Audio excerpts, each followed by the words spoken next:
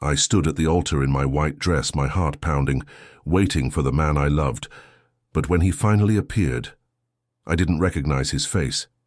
And that's when I realized the man I'd been talking to for 2 years didn't exist. My name is Sarah Mitchell, and this is the story of how I married a stranger. The morning of my wedding day began like a dream I'd been rehearsing in my mind for months.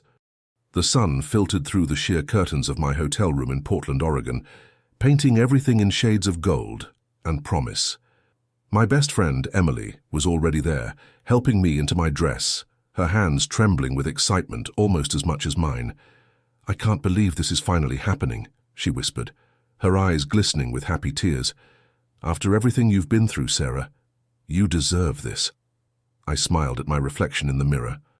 The woman staring back at me looked transformed, not just by the makeup or the elegant lace dress, but by something deeper: hope. After my divorce 3 years ago, I thought I'd never feel this way again. I thought love was something I'd left behind in my 20s, buried under years of disappointment and heartbreak. Then I met David, or at least, that's what I thought his name was. It started so innocently. A photography forum online. I'd taken up landscape photography after my divorce, trying to fill the empty spaces in my life with something beautiful. I posted a picture of Mount Hood at sunrise, and he commented. His words were thoughtful, specific, full of genuine appreciation for the composition and lighting. "You have an incredible eye," his first message said. "The way you captured the mist rolling through the valleys.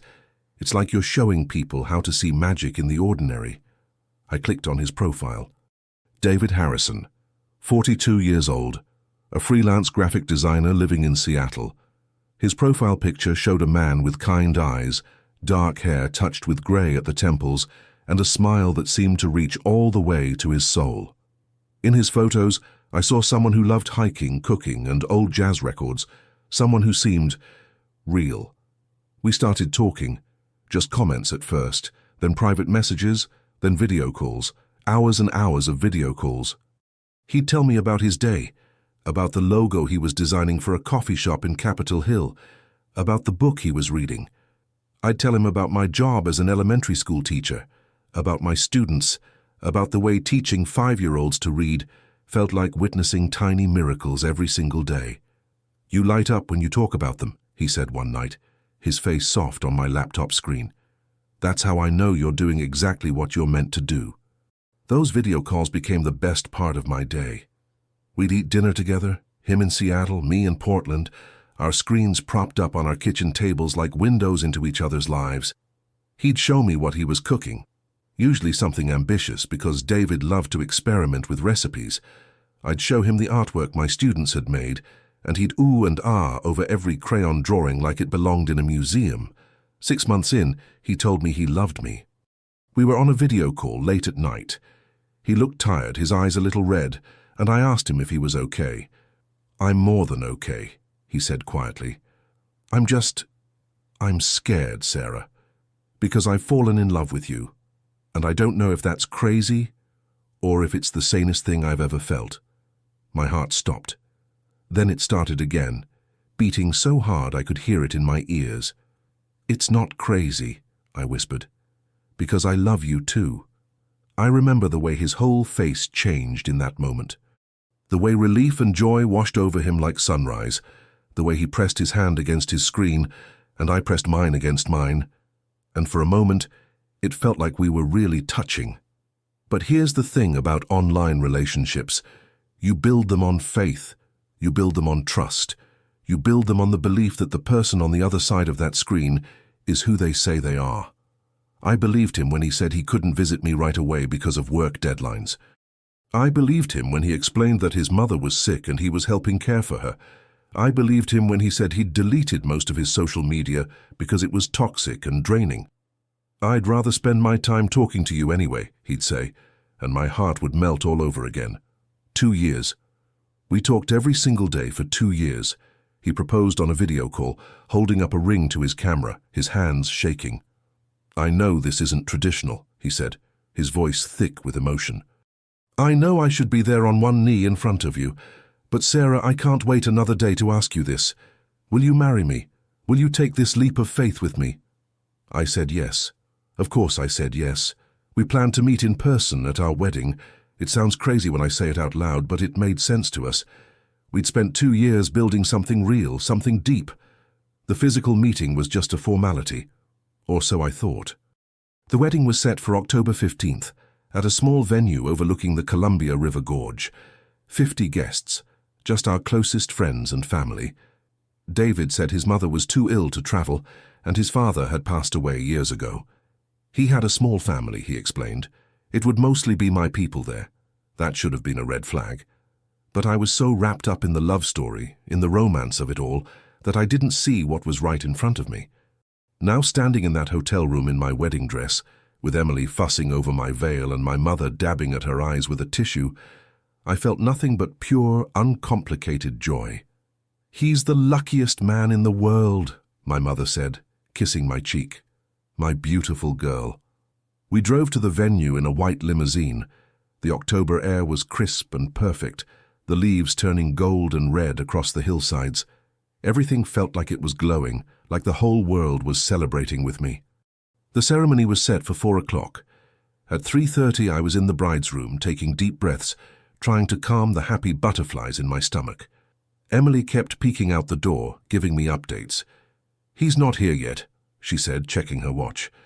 "But there's still time. Traffic on I-84 can be unpredictable." 3:45. "Still not here, but don't worry, he'll make it." 3:55. Emily's face had gone pale. "Sarah, That's when my phone buzzed. A text from David's number. "I'm here. I'm so sorry I'm late. I'll explain everything. I love you. This is really happening." Relief flooded through me. I laughed, wiping away tears. "See? He's here. Everything's fine." The music started. My father appeared at the door, offering me his arm, his eyes shining with unshed tears. "Ready, sweetheart?" "More than ready."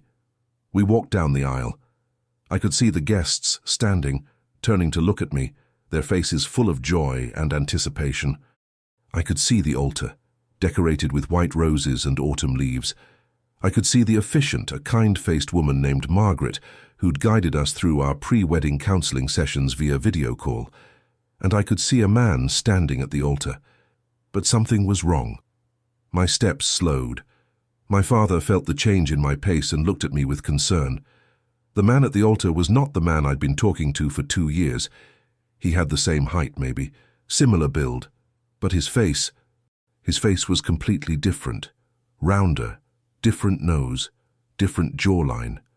The eyes were wrong, smaller, a different color. This wasn't David. This wasn't the man from the video calls. This was a stranger.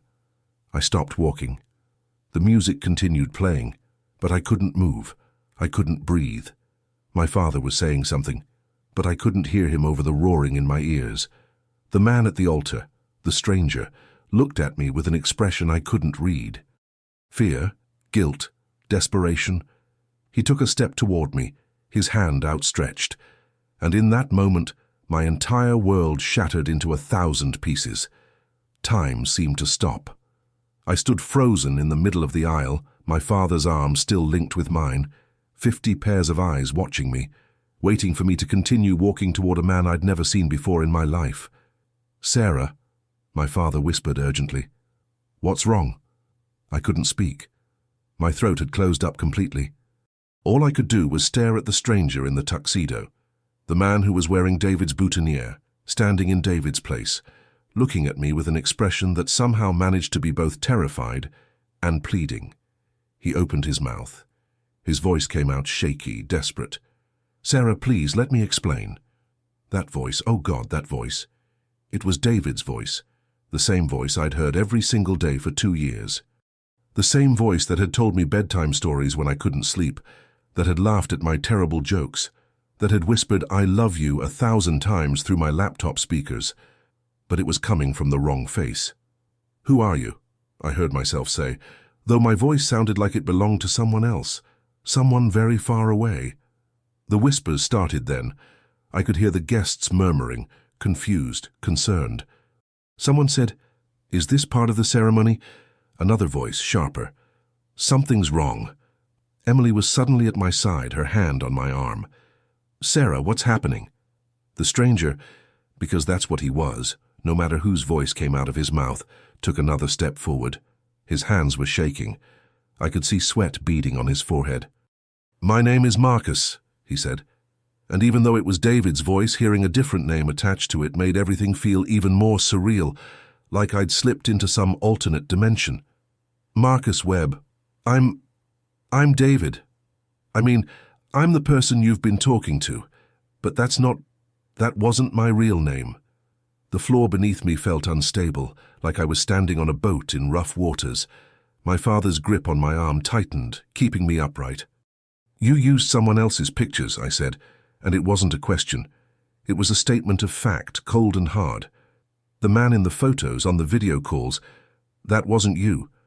Marcus, I couldn't think of him as David anymore, nodded miserably. "I can explain. Please, Sarah, just give me a chance to explain everything." "Explain?" The word came out as a laugh, high and sharp and wrong. "You want to explain why you've been lying to me for 2 years? Why I'm standing here in a wedding dress about to marry someone I've never actually met?" My mother pushed through the crowd of guests, her face pale. "Sarah, baby, we should go. You don't have to—" "No." I heard the steel in my own voice and barely recognized it. "No, I want to hear this. I want to hear what possible explanation could justify this." I pulled away from my father and walked toward Marcus, my dress trailing behind me. With every step I felt like I was walking into a nightmare. The closer I got, the more details I could see. This man was probably in his 40s, like David, like Marcus had claimed to be. But his face was weathered in different ways. There was a scar above his left eyebrow. His nose looked like it had been broken at some point. His eyes were hazel, not the warm brown I'd memorized from 1,000 video calls. "Talk," I said when I reached him, "and it better be the truth this time." He swallowed hard. His eyes were filling with tears, and part of me, the part that had loved David, had believed in David, wanted to comfort him. But the rest of me, the part that was currently holding my shattered heart together with sheer willpower, wanted to scream. "I never meant for it to go this far," he began, his voice breaking. "I swear to you, Sarah, I never meant to hurt you." "Then why?" I demanded. "Why would you do this?" Marcus looked around at all the faces staring at us, and I saw him make a decision. "Can we talk privately, please? You deserve the full story, but not like this. Not with everyone watching." Every instinct I had was screaming at me to run, to get away from this man, this lie, this disaster. But there was another part of me, the part that had spent 2 years falling in love with a voice, with words, with what I'd thought was a soul that needed to understand. "The bride's room," I said flatly. 5 minutes, and then I'm leaving." I turned and walked back down the aisle, my head held high, even though I could feel myself breaking apart inside. Emily and my mother followed me, my mother's hand pressed against her mouth, Emily's arm around my shoulders. Behind me I could hear the confused murmur of guests, someone saying, "Should we leave?" and Margaret the officiant trying to calm everyone down. We reached the bride's room and I sank onto the small couch, my dress pooling around me like a cloud. Emily knelt in front of me, gripping my hands. "Sarah, you don't have to listen to whatever he has to say. We can call the police. This is fraud, or catfishing, or something illegal." "She's right," my mother added, pacing the small room like a caged animal. "This man is clearly disturbed. You don't owe him anything." "I need to know," I said quietly. "I need to know why." A knock on the door, we all froze. "It's me," came Marcus's voice, David's voice, through the door. "Can I come in?" My mother looked like she wanted to throw something at the door. Emily's jaw was clenched tight, but I nodded, and Emily reluctantly opened it. Marcus stepped inside, and in the small space I could see him even more clearly. He looked devastated, broken, like he knew he'd destroyed something precious and was only now realizing the full extent of what he'd done. "I'm listening," I said, my voice ice-cold. He took a shaky breath. 5 years ago I was in a car accident, a bad one. I was in the hospital for 3 months, multiple surgeries on my face, reconstructive work. When I finally looked in the mirror, he paused, his hand unconsciously moving to touch his face. I didn't recognize myself. The doctors did their best, but I looked different, wrong. I felt my mother soften slightly beside me, but I kept my expression hard.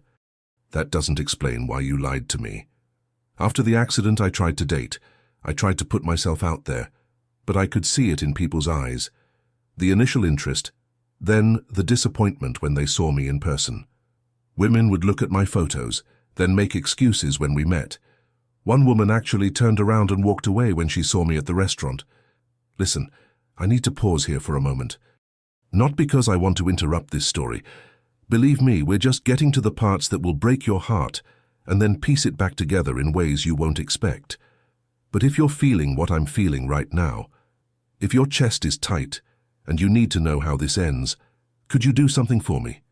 Hit that subscribe button. Not because I'm trying to grow a channel, but because stories like Sarah's need to be heard. Real stories. Messy, complicated, painful stories that remind us we're all just trying to figure out this thing called love. And down in the comments, tell me, have you ever trusted someone completely, only to discover they weren't who you thought they were? Not just online, in any part of your life, because I think we've all been Sarah at some point, standing in that aisle, wondering how we got here. You're not alone in this. None of us are. And that's why we gather here to share these stories, to feel less alone. Now let's get back to Sarah, because what Marcus is about to tell her, it's going to change everything. Marcus stood in the middle of that small room, and I watched as he seemed to physically shrink under the weight of his confession. My mother had positioned herself between us, protective and fierce, while Emily remained at my side, her hand never leaving mine. "Keep talking," I said, though my voice had lost some of its sharp edge, not because I was forgiving him, God, I was so far from forgiveness, but because I needed to hear this, all of it. "I became a ghost," Marcus continued, his eyes fixed on the floor. "I stopped going out. I buried myself in work. I could do everything remotely. Graphic design doesn't require face-to-face meetings if you don't want them to. I convinced myself I was fine alone, that I didn't need human connection. But I was lying to myself." He finally looked up, meeting my eyes, and I saw genuine anguish there. "Then I found that photography forum. I saw your picture of Mount Hood, and it was like looking at hope. Does that make sense? The way you captured that sunrise, the light breaking through the clouds, it reminded me that beautiful things still existed in the world. So I commented, just to say something kind to someone. I didn't expect you to respond. But I did," I said quietly. "You did." And we started talking, and for the first time in years I felt human again. You were so warm, so genuine, so open. I felt like I could breathe when I talked to you. "So you decided to lie," I said, anger flaring back up. "You decided to steal someone else's identity and trick me." "The photos," Marcus's face flushed with shame. "They were of my younger brother, James. He died 2 years before the accident. Brain aneurysm, 38 years old, completely out of nowhere. When I created the profile, I used his pictures because I couldn't bear to put my own face out there. I told myself it was temporary, that I'd just use them until I figured out how to take new photos that I didn't hate." My mother made a small sound of sympathy, but I remained silent, processing this information. A dead brother. God, this was getting more complicated by the second. When you and I started talking more seriously, I knew I should tell you the truth. Every single day I thought about it. I'd wake up planning to confess everything, and then you'd send me a good morning message or tell me about something funny one of your students did, and I'd lose my courage, because I was terrified that if you knew the truth, you'd disappear. And Sarah, you had become my whole world. "That's not love," I said, and my voice cracked. "Love doesn't build itself on lies. Love doesn't let the other person invest 2 years of their life into a fantasy." "You're right." Tears were streaming down Marcus's face now. "You're absolutely right. I was selfish. I was a coward. But Sarah, everything else was real. Every conversation, every laugh, every moment we shared. That was me, the real me. My thoughts, my feelings, my heart. The only thing that wasn't real was the face." "The only thing?" I stood up, my dress rustling. "The face is attached to the person, Marcus. It's not some separate entity. You showed me someone else and let me fall in love with that image. Every time I looked at David's pictures, I was building a vision of who you were, and all of it was fake. The video calls, Emily interjected, her voice sharp. How did you manage those? Marcus looked even more ashamed, if that was possible. Deep fake technology. I work with digital media. I know how to manipulate video in real time. I mapped my brother's face onto mine during the calls.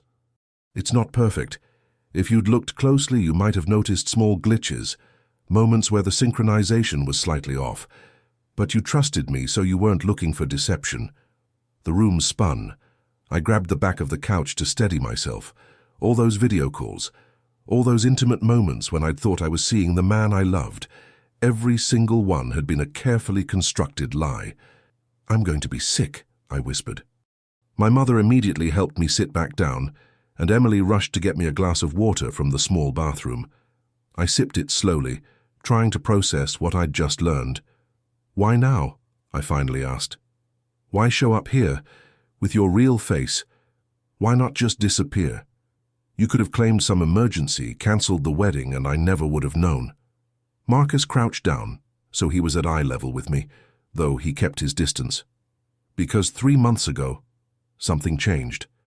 I saw a therapist. Actually, I saw several therapists. I finally started dealing with the trauma from the accident, the grief over my brother's death, the self-loathing that had consumed me. And my therapist asked me a question that I couldn't stop thinking about. He paused, swallowing hard. She asked me, if Sarah loves you for who you truly are, your mind, your soul, your heart, would your face really matter? And I didn't have an answer, because I'd never given you the choice. I'd decided for you that you couldn't love me as I really am. So this, I gestured around the room, at the disaster of a wedding day. This was what? Some kind of twisted therapy exercise. This was me trying to be brave. Finally. Too late, I know. But I couldn't marry you under false pretenses. I couldn't stand at that altar and say vows while wearing a mask, even if it meant losing you, and I knew it would mean losing you. I had to give you the truth. My mother spoke up then, her voice gentler than I'd expected. Why not tell her before today? Why wait until the wedding? Marcus's shoulders sagged. Because I'm still a coward. I kept thinking about what this day meant to Sarah, how happy she was planning it, and I couldn't bear to take that away from her until I absolutely had to. I know how that sounds. I know it's not an excuse, but I loved her so much that I couldn't stand the thought of hurting her 1 second sooner than necessary. That's not love, I said again, but my voice was quieter now. That's selfishness disguised as protection. I know. We sat in silence for a long moment. I could hear the muffled voices of guests outside, probably still waiting, confused about what was happening. My beautiful wedding day had become a surreal nightmare, and I didn't know how to wake up from it. Do you have any idea, I said slowly, carefully, what you've taken from me? It's not just the lie about your face. It's my ability to trust. It's my faith in my own judgment. You've made me question every moment we shared, every I love you, every plan we made for our future. All of it is tainted now. All of it is suspect. I know, Marcus whispered. I know, and I'm so sorry. Sorry doesn't fix this. I stood up again, and this time I felt steadier. Sorry doesn't give me back the 2 years I spent falling in love with a ghost. Sorry doesn't erase the humiliation of standing in front of everyone I know, about to marry a stranger. What do you want me to do? He asked desperately. Tell me what I can do to make this even a fraction better. Leave, I said simply. Leave and don't contact me again. I need to figure out who I am after this, and I can't do that with you anywhere near me. Marcus nodded, tears still flowing.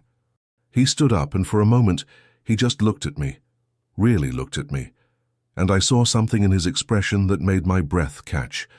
Genuine love, genuine pain, and genuine understanding that he'd destroyed something that could have been beautiful.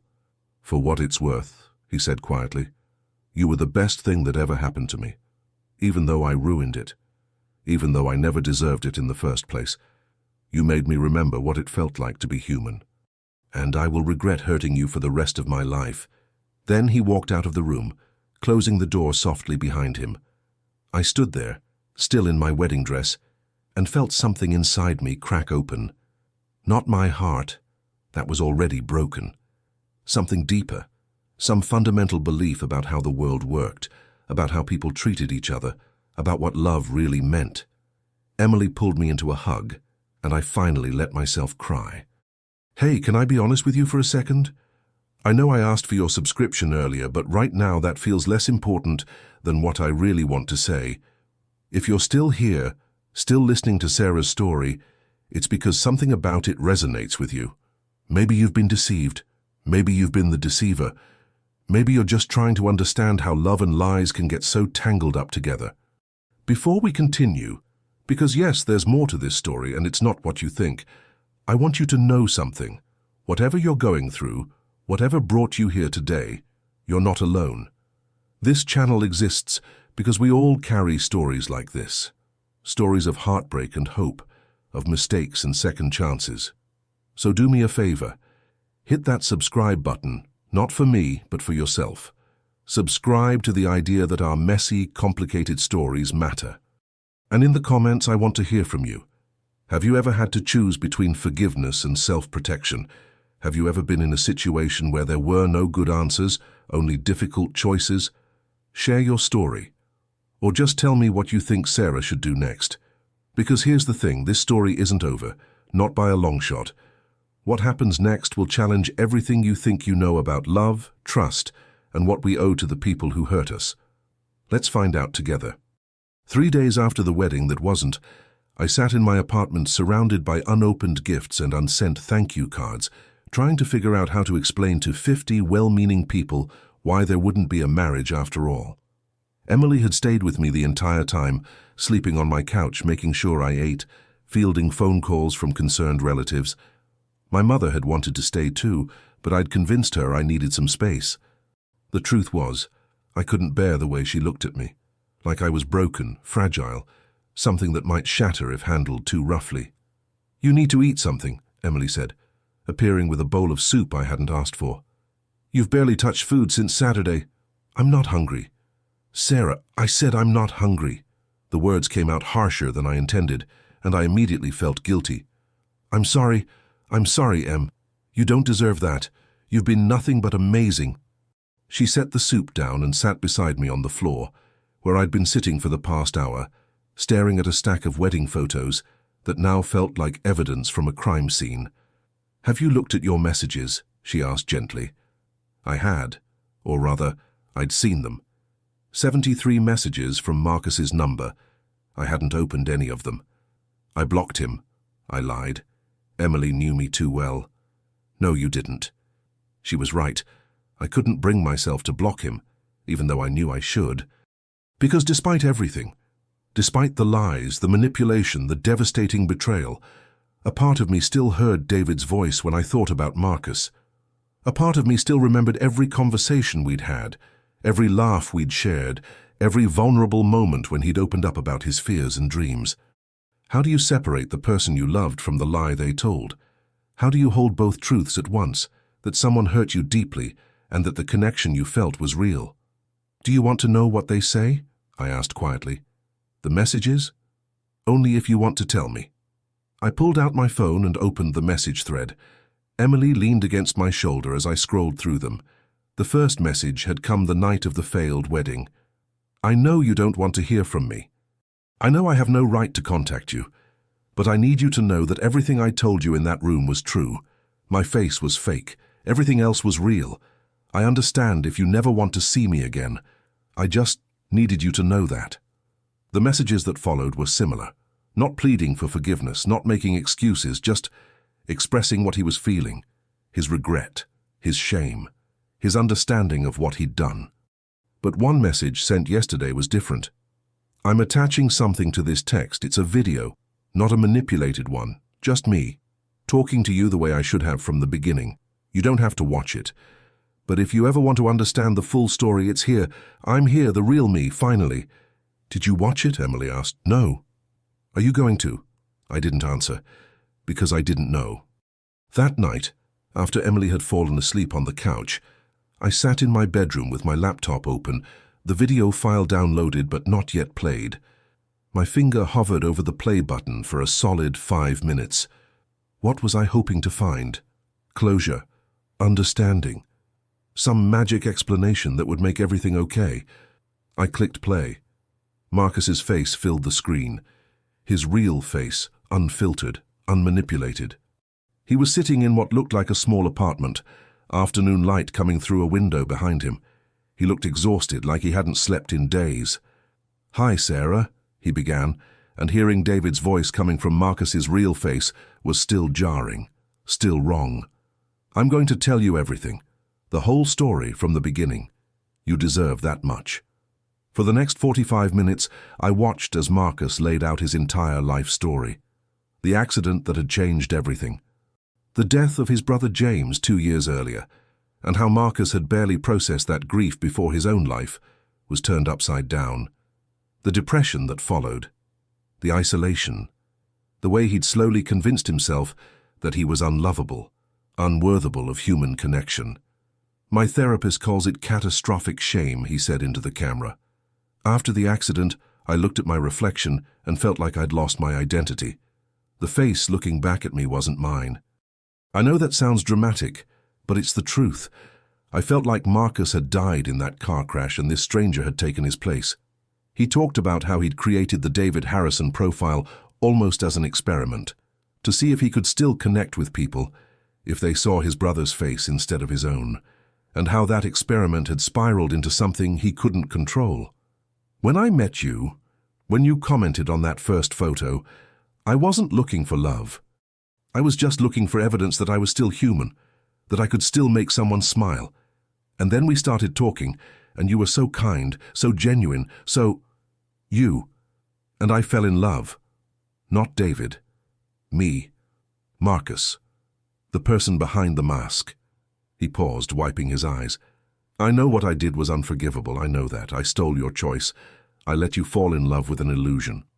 And the worst part is I knew it was wrong every single day, and I did it anyway because I was too scared to lose you." Marcus leaned closer to the camera, his expression raw and open. "But here's what I need you to understand, Sarah. When we talked about your students and your eyes lit up, that was real.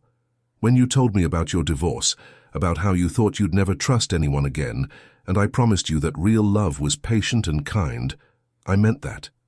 When we stayed up until 3 in the morning talking about our dreams, our fears, what we wanted from life, all of that was real." He sat back, his shoulders sagging. The face was fake, the name was fake. But the love, that was the only real thing I had to give, and I gave it to you completely, for whatever that's worth now. The video ended. I sat in the darkness of my bedroom, tears streaming down my face, feeling more confused than ever. Because here's what nobody tells you about betrayal. Sometimes the person who hurts you is also the person who understands you better than anyone else. Sometimes the lie and the truth are so intertwined that you can't separate them. Sometimes you can be devastated and still feel love, can be angry and still feel compassion. I picked up my phone and typed out a message before I could stop myself. I watched the video. 3 dots appeared immediately. He was awake, waiting. Marcus. "I'm glad. Thank you for giving me that much, me. I need time, I don't know how much time, but I need to figure out how I feel about all of this. Marcus. Take all the time you need. I'm not going anywhere. Me. What does that mean? Marcus. It means I'll wait, however long it takes. And if you decide you never want to speak to me again, I'll accept that. But if there's even a chance that we can find a way forward, I'll be here." I stared at his message for a long time. Then I typed, "Why should I give you another chance? Give me one good reason." His response took a few minutes to come through, and when it did, it was longer than I expected. Marcus. "I can't give you a good reason. I can only tell you what I've learned in the past few days. I've learned that real love isn't about perfection. It's not about presenting your best self and hoping someone falls for it. It's about showing someone your worst self, your scars, your shame, your broken pieces, and trusting that they might love you anyway. I didn't give you that chance before. I was too scared. But I'm not scared anymore. You've already seen the worst of me. You know what I'm capable of. And if you can look at all of that and still find something worth salvaging, then maybe we have a chance." But if you can't, and I would completely understand if you can't, then at least you'll know that I finally told you the whole truth. At least you'll know that in the end, I was brave enough to let you see me." I read his message 3 times, my heart pounding. Then I turned off my phone and lay down in the darkness, my mind spinning with impossible questions. The next morning, I did something I hadn't done since the wedding disaster. I went back to work. My principal, Mrs. Chen, had told me to take all the time I needed, but sitting in my apartment drowning in my own thoughts was making everything worse. I needed the routine. I needed the distraction. I needed my students. When I walked into my classroom, 23 5-year-olds erupted in cheers. They didn't know anything about cancelled weddings or catfishing or complicated feelings. They just knew their teacher was back, and that was enough reason to celebrate. "Miss Mitchell," little Emma ran up to me, her pigtails bouncing. "We missed you. Mrs. Chen said you were on a trip." "I was," I said, kneeling down to her level. "But I'm back now. Did you bring us presents?" "This from Jaden, ever practical." I laughed, actually laughed for the first time in days. "Not this time, buddy, but I brought something better. A new story for reading time." The day passed in a blur of alphabet practice, finger painting and mediating disputes over who got to use the blue crayon. It was exactly what I needed. These kids didn't care about my broken heart or my shattered trust. They just needed me to show up and be present. During lunch, while my students were in the cafeteria, my colleague Rachel stopped by my classroom. "Hey," she said softly, "how are you holding up?" Rachel was one of the few people at work who knew about the wedding. We'd bonded over terrible teacher jokes and late-night grading sessions. I don't know what I am," I admitted. Confused, angry, sad, sometimes all 3 at once. She sat down on one of the tiny kindergarten chairs, her knees practically up to her chest. "Can I tell you something? About my ex-husband?" I nodded, grateful for anything that might make me feel less alone. "When I found out he'd been cheating on me, everyone told me to leave him immediately. No questions, no second chances. And for a while I listened. I kicked him out, filed for divorce, told everyone he was dead to me." "What changed?" I asked. "Nothing changed. I still divorced him. But years later, I realized something. My anger at him was really anger at myself, for not seeing the signs, for trusting too much, for being stupid enough to get fooled. And that self-anger was eating me alive." She looked at me with understanding eyes. "I'm not saying you should forgive this guy. Maybe what he did is unforgivable. But Sarah, don't let this make you stop trusting yourself. You weren't stupid, you weren't naive. You were someone who chose to believe in love, and that's actually incredibly brave." Her words hit me like a physical force, because she was right. Underneath all my anger at Marcus was a deeper anger at myself. How could I have been so blind? How could I have missed the signs? What did it say about me that I'd fallen for someone who wasn't even real? "What if I can't trust my own judgment anymore?" I whispered. "Then you rebuild it, slowly, carefully, one decision at a time. And Sarah, the fact that you're here today teaching these kids, showing up even when everything feels broken, that's good judgment. That's strength." That evening, I did something I'd been avoiding. I opened my laptop and looked at the photography forum where Marcus and I had first met. I scrolled back through our early conversations, reading them with new eyes. The first comment he'd left on my photo: "You have an incredible eye. The way you captured the mist rolling through the valleys, it's like you're showing people how to see magic in the ordinary." Even knowing everything I knew now, I could feel the genuine appreciation in those words. This wasn't manipulation. This was someone who truly saw something beautiful and wanted to acknowledge it. I scrolled further. Our conversation about teaching, where I'd told him about a student who'd finally learned to read after months of struggling, and Marcus had written, "You're not just teaching them to read. You're teaching them that they're capable of doing hard things. That's a gift that will last their whole lives." Had that been the real Marcus, or was it part of the performance? I thought about what he'd said in the video. The face was fake, the name was fake, but the love, that was the only real thing I had to give. Could that be true?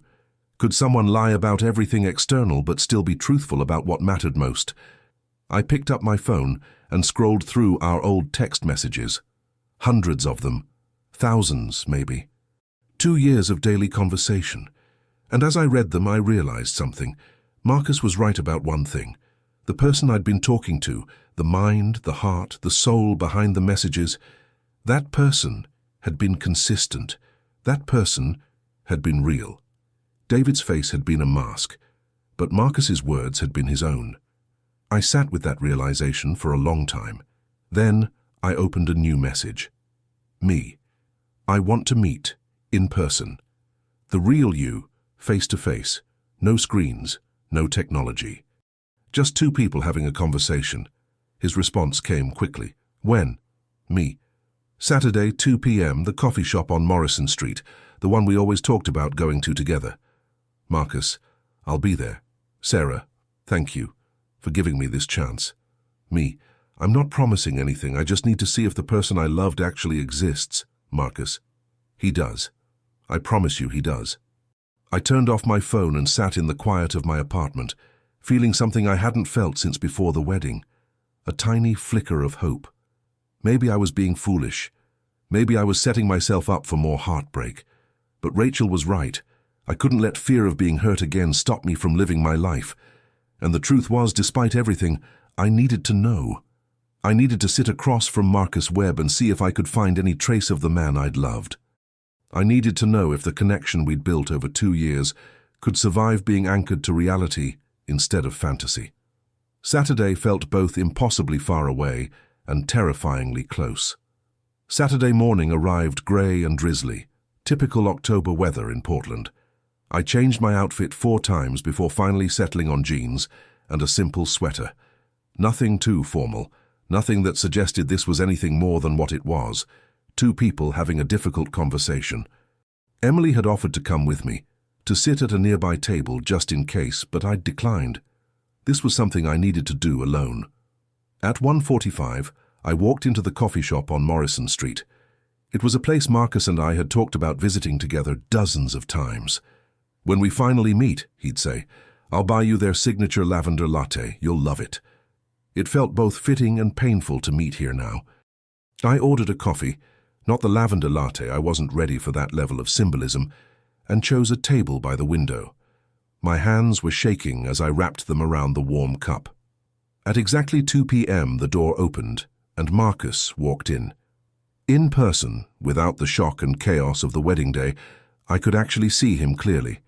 He was tall, maybe 6'1", with broad shoulders and a careful way of moving, like someone who'd learned to take up less space than his body required. His face bore the evidence of his reconstruction, the slight asymmetry, the scars he'd mentioned. But there was something else too, kindness in his eyes, vulnerability in the way he held himself. He spotted me and froze, his hand still on the door handle. For a moment I thought he might turn around and leave, but then he took a deep breath and walked toward my table. Hi, he said softly, standing awkwardly by the empty chair. Sit down, I said, and my voice came out steadier than I'd expected. He sat, his hands clasped tightly in his lap. We stared at each other for a long moment, and I realized this was the first time we'd ever truly seen each other. Really seen each other, without filters or screens or lies between us. You're nervous, I observed. Terrified, he admitted. I keep thinking you're going to look at me and realize there's nothing here worth salvaging. Is that what you think? That you're not worth salvaging? He was quiet for a moment, considering the question. I think I did something unforgivable, but I also think I'm trying to become someone who wouldn't do that again. I don't know if that's enough. A barista called out an order, and we both jumped slightly. I took a sip of my coffee, buying myself time to organize my thoughts. I've spent the last week trying to figure out what I feel, I began. Trying to separate the anger from the hurt from whatever else is there. And I keep coming back to the same question. Who were you really? Was David Harrison closer to your true self than Marcus Webb? Or was it all just a character you were playing? Marcus leaned forward, his expression intense. Can I answer that with a story? I nodded. When I was 8 years old, my brother James saved my life. We were at the beach, and I swam out too far. Got caught in a current. I was drowning, and James, he was only 12, swam out and pulled me back to shore. He was my hero from that moment on. His voice grew thick with emotion. When he died so suddenly, I felt like I'd lost my anchor. The person who'd always protected me, who'd always believed in me, was just gone. And then the accident happened, and I looked in the mirror and didn't recognize myself. And I thought, what if I could be him? What if I could use his face and somehow keep him alive? He wiped his eyes roughly. So David Harrison wasn't just a fake name. He was my way of holding on to my brother. And yeah, it was twisted and wrong and unhealthy. My therapist has helped me see that. But it wasn't about tricking you, Sarah. It was about trying to be someone I thought deserved love. Someone heroic and undamaged and whole. But that's not who I fell in love with, I said quietly. He looked at me, confused. What do you mean? The person I fell in love with wasn't perfect. He told me about his insecurities, his struggles with anxiety, the way he felt like an imposter in his career sometimes, the nightmares he had. David Harrison, the version of him you showed me, he was flawed and real and human. So even when you were trying to be your perfect brother, what came through was the real you. Marcus, with all your cracks and scars. Understanding dawned on his face. I never thought about it that way. That's what makes this so complicated, I continued, because the person I fell in love with does exist. He's sitting right in front of me, but he hid behind a mask, and that betrayal. Marcus, that broke something fundamental. Trust, he said simply. Yes, trust. We sat in silence for a moment. Outside the window, rain began to fall harder, people hurrying past with umbrellas. What do we do now? Marcus asked. I know I can't expect forgiveness. I know this might be the last time we ever speak, but Sarah, sitting here with you, being truly seen for the first time, it's everything I was too scared to hope for. I studied his face, really looked at it. The scar above his eyebrow, the slight downward tilt of his left eye, the way his jaw was just a fraction asymmetrical.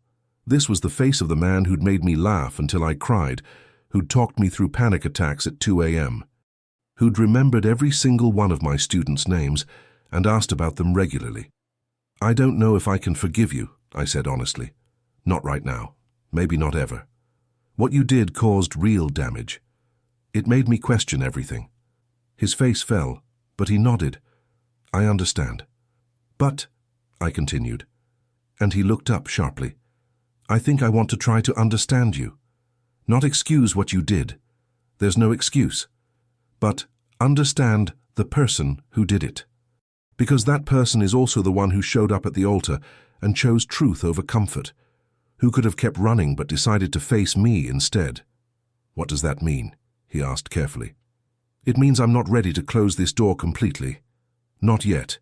But Marcus, if we're going to have any chance, and I mean any chance at all, it has to be completely honest from here on out. No more masks, no more half-truths. If I ask you something, you tell me the real answer, even if it's ugly or uncomfortable. Yes, he said immediately, anything. Ask me anything. I thought about what I most needed to know. Why did you really decide to show up at the wedding with your real face? Your therapist's question is a nice story, but I need the whole truth. Marcus took a deep breath. The week before the wedding, I had a nightmare. In it, we were married, living together, and I was still using the technology to show you my brother's face. But the technology glitched during dinner one night, and you saw my real face and the look of betrayal and horror in your eyes. He shuddered. I woke up and realized I was about to lock both of us into a life built on a lie that would have to continue every single day. And I couldn't do it. Not to you, and honestly, not to myself either. I was exhausted from pretending. The raw honesty in his voice struck something in me. Ask me something else, he said. Please, let me prove I can do this. Have you catfished anyone else, before me or during our relationship? No, never. You were the only person I talked to with that profile, and I haven't talked to anyone else romantically since I met you. The thought never even crossed my mind.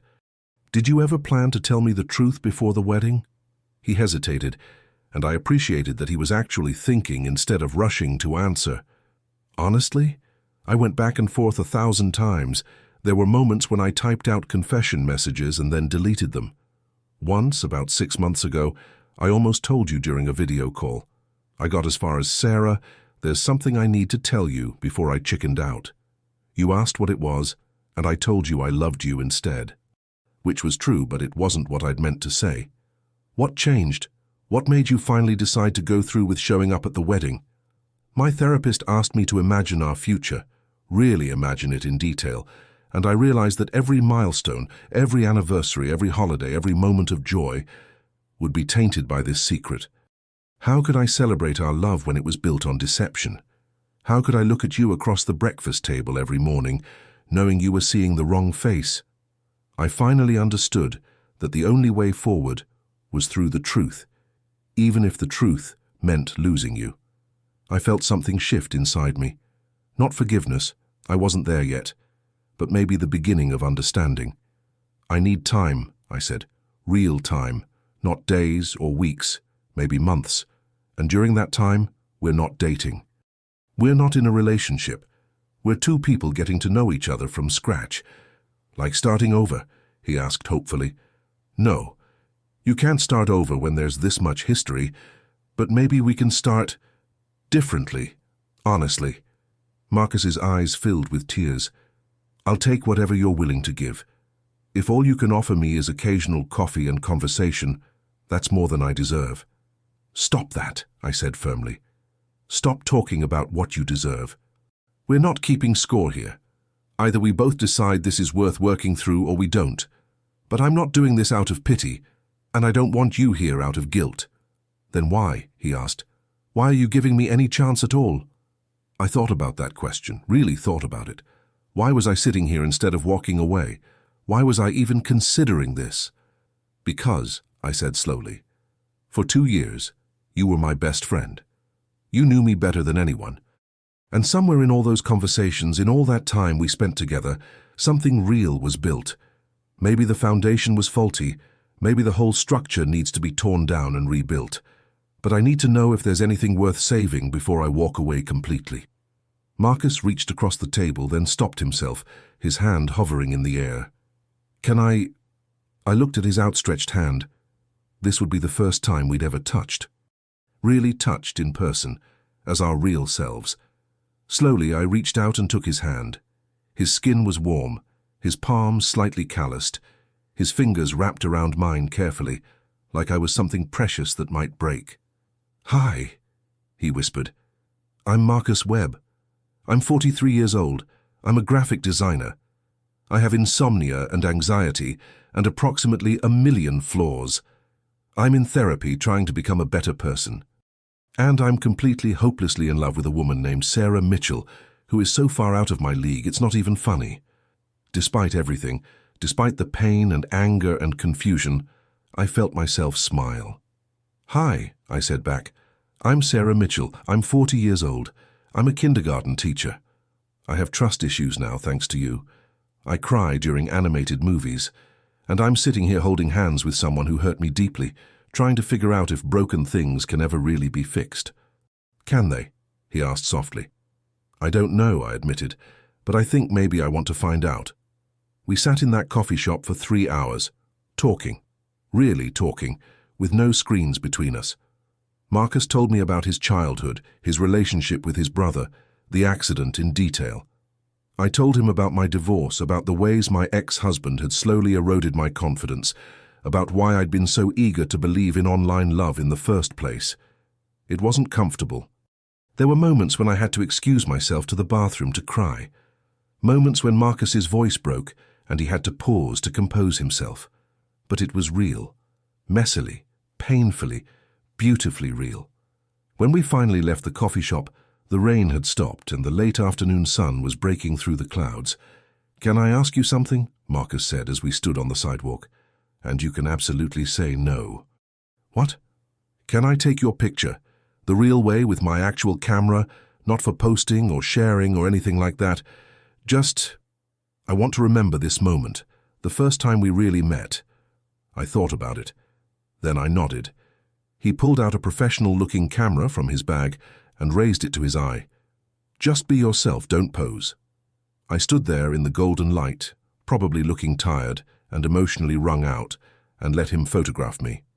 Beautiful, he murmured, checking the image on his screen. Then he handed me the camera. Your turn, if you want. I took the camera and looked at him through the lens. This was how I should have seen him from the beginning. Unfiltered, real, imperfect, human. I took the picture. What happens now? Marcus asked as I handed back his camera. Now we take it one day at a time. Maybe we meet for coffee again next week. Maybe we text occasionally. Maybe eventually, we figure out how to rebuild something from these broken pieces. And if we can't, if it's too damaged to fix, then at least we'll know we tried. At least we'll both have been honest. He smiled, and it transformed his whole face. You know what?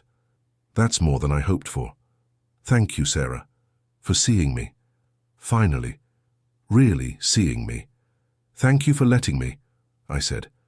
We stood there for another moment, neither of us quite ready to leave. Same time next week? He asked hopefully. Same time next week, I confirmed, and then we went our separate ways, but not forever. Not completely.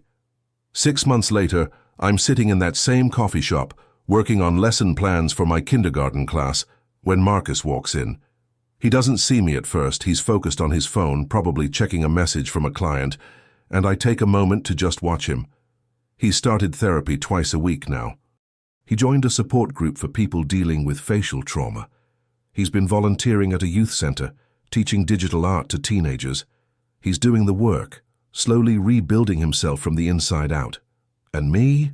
I've been doing my own work. Individual therapy to process the betrayal and understand why I was so vulnerable to it. I've learned about my patterns, my needs, my boundaries. I've learned that forgiveness isn't about forgetting. It's about releasing the hold that pain has on your present. We've met for coffee every Saturday for 6 months. Sometimes the conversations are light, books we're reading, shows we're watching, funny things that happen during the week. Sometimes they're heavy, processing our feelings, discussing the trust we're slowly rebuilding, being honest about the moments when doubt creeps in. Last week, he asked if we could try going to a movie together. Not a date, exactly, but maybe a step towards something more than coffee shop conversations. I said yes. Marcus finally spots me, and his whole face lights up, that genuine, unguarded smile that I've come to associate with the real him. He walks over, carrying 2 cups.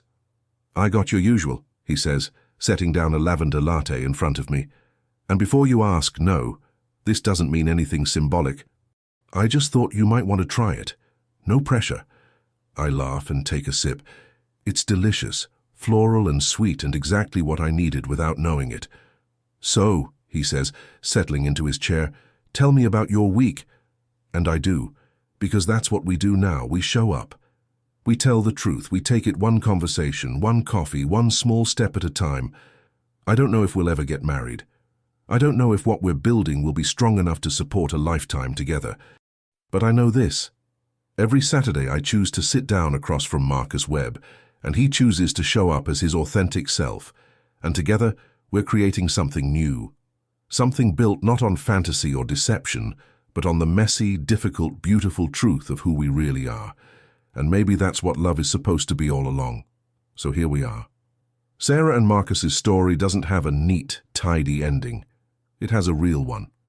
Because here's what I've learned from sharing these stories with you. Life doesn't give us Hollywood endings. It gives us choices, daily choices about whether to stay open or close ourselves off, whether to risk being hurt again or protect ourselves behind walls, whether to believe that people can change or decide that some mistakes are unforgivable. Sarah chose to stay open, not because Marcus earned it or deserved it, but because she decided that her own capacity for love was worth more than her capacity for anger. What would you have done? Would you have walked away at the altar? Blocked him immediately? Or would you have done what Sarah did? Sat in the uncertainty, let yourself feel all the complicated feelings, and tried to find a path forward? There's no right answer. We all get to decide what we can live with, what we can forgive, what we need to walk away from, but I'll tell you this.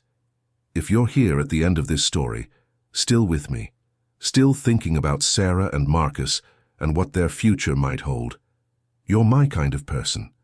You're someone who believes that people and situations are more complicated than they first appear. someone who's willing to sit in the discomfort of not having easy answers. This channel exists for people like us. For people who want to explore the messy, beautiful, complicated reality of human relationships, who want to hear stories that don't wrap everything up in a neat bow. If that's you, welcome home.